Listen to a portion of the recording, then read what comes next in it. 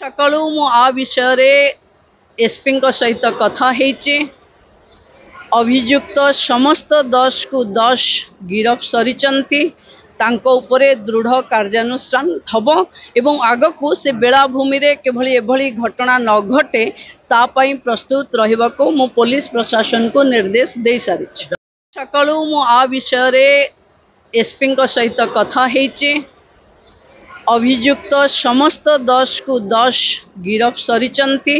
ତାଙ୍କ ଉପରେ ଦୃଢ଼ କାର୍ଯ୍ୟାନୁଷ୍ଠାନ ହେବ ଏବଂ ଆଗକୁ ସେ ବେଳାଭୂମିରେ କିଭଳି ଏଭଳି ଘଟଣା ନ ଘଟେ ତା ପାଇଁ ପ୍ରସ୍ତୁତ ରହିବାକୁ ମୁଁ ପୋଲିସ ପ୍ରଶାସନକୁ ନିର୍ଦ୍ଦେଶ ଦେଇସାରିଛି।